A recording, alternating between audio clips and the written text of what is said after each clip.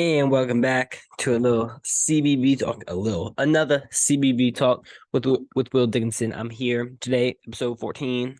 Another good Tuesday of college basketball. We're here to talk about, the games, the outcomes, and we'll talk about Thursday. I can't be here for too long because I gotta go.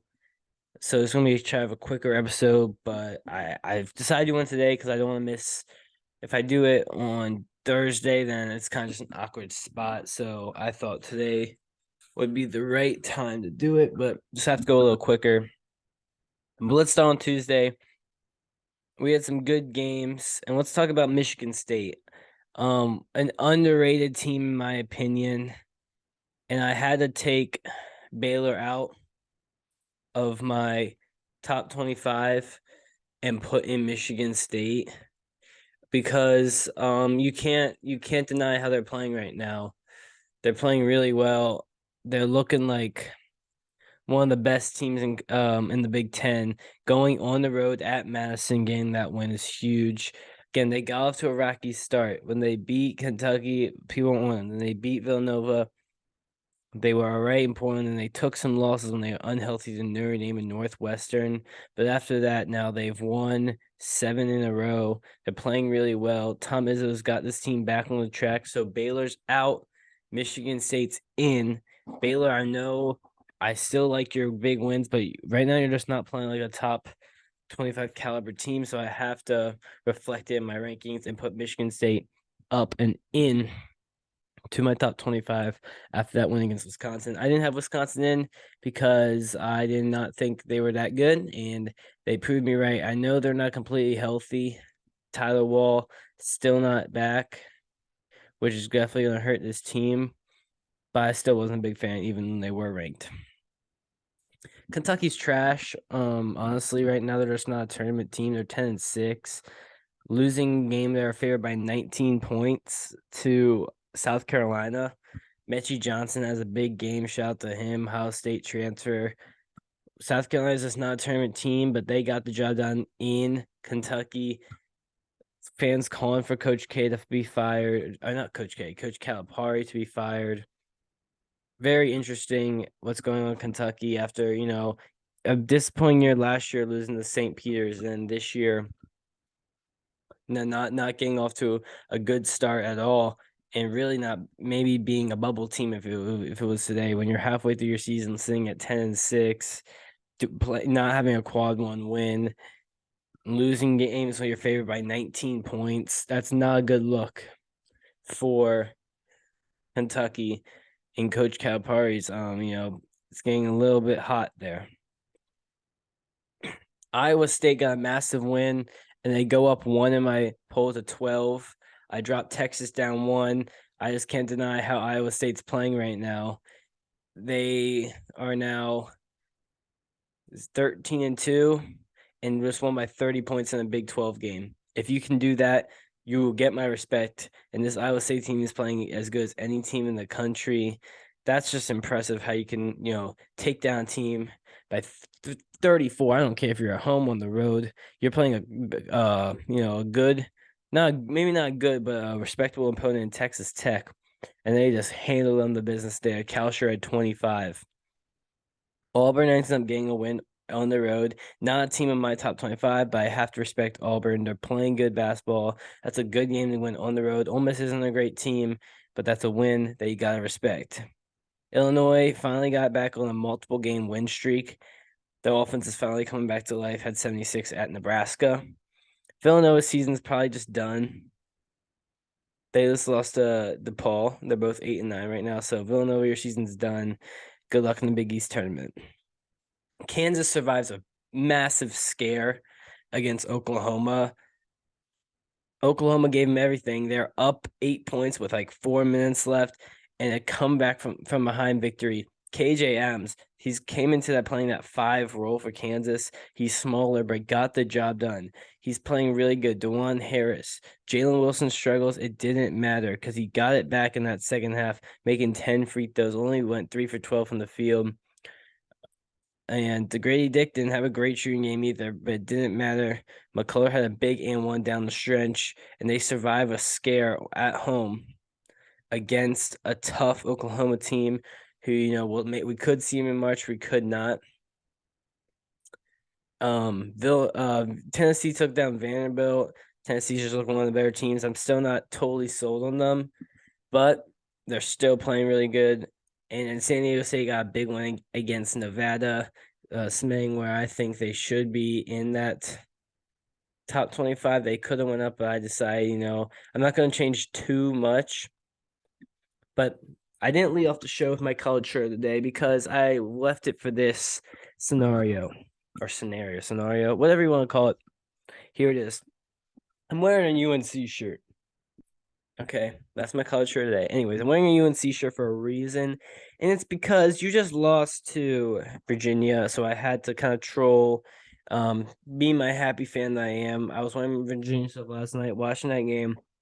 And I'm gonna be honest, it is frustrating watching Virginia, rooting for them, being a fan, because their offense sometimes just goes ice cold.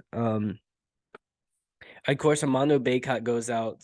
You don't want to be a team when they're weak. You'd rather beat them at full strength because people can't really talk as much smack to you saying, "Oh, if we have Armando Bacot, we win," which maybe they do. But he goes out. Virginia gets off to a hot start, getting into passing lanes. Reese Beekman starting off really hot, and then their offense goes cold. Couldn't buy a shot.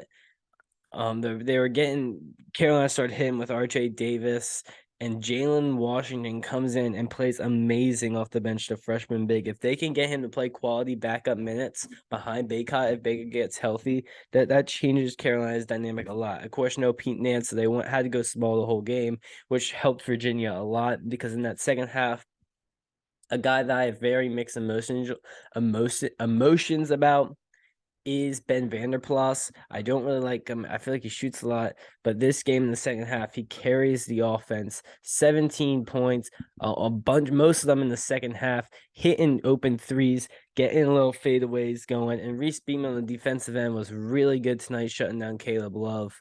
And Kie Clark did his thing. A struggle game from Jane Gardner, but it didn't matter because, again, what did I mention in the last episode? Was Isaac McKeely. Get to know this dude, this freshman. I'm guessing he's going to be here for around 4 years. He could have a Kyle Guy type career, in my opinion. He's such a good shooter. He's confident. He plays with swagger. I really like him, and I think he can be an X factor for this Virginia team. I'm not moving him any higher because, of course, North Carolina doesn't have Bacot or Nance, two starters. But Virginia gets a much needed win. You don't want to lose that one. That would shift a lot people's opinions about that team. Good win for Tony Benn and the guys at home. But that was all for Tuesday. Let's go into today, Wednesday. Some great games, starting with a 7:00 tip. Arkansas is hosting Alabama. Arkansas is a 1-point favorite. Again, here, I'm searching it right now. Nick Smith.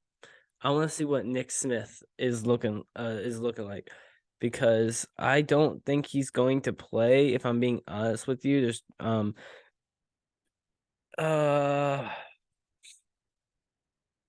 don't even know. I don't see anything about Nick Smith right now.